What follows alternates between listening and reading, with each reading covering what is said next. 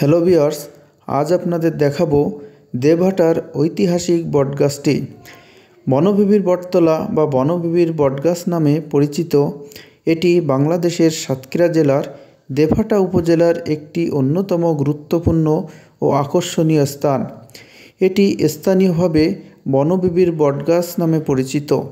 বনবিবি হলেন সুন্দরবন অঞ্চলের লোকজ দেবী, যিনি বনজীবী মানুষদের বিপদ আপদ থেকে রক্ষা করেন বলে বিশ্বাস করা হয়। সাতক্ষীরা জেলা শহর থেকে প্রায় 25 কিলোমিটার দূরে দেবহাটা উপজেলা সদর থেকে অল্প দূরত্বে এর অবস্থান। এটি ইছামতি নদীর কাছাকাছি অবস্থিত। এটি অত্যন্ত বিশাল এবং বহু শাখা প্রশাখা ও বায়বীয় মূলের মাধ্যমে বিস্তৃত লাভ করেছে। বিভিন্ন সূত্রে মতে এটি প্রায় 3.5 একর জমি জুড়ে বিস্তৃত। গাছের প্রকৃত গোড়া খুঁজে পাওয়া কঠিন। ধারণা করা হয় যে এই বটগাছের বয়স 400 বছরের মতো প্রাচীন।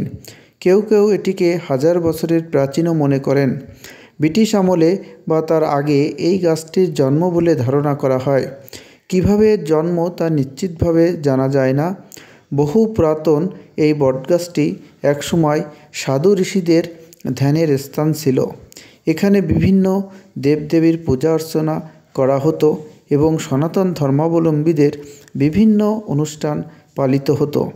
কথিত আছে, জমিদার ফণীভূষণ মণ্ডল গাছটিকে দেবী জ্ঞান বলে এর নাম রাখেন বনবিবির বটগাছ এবং তখন থেকে এখানে পূজা শুরু হয়।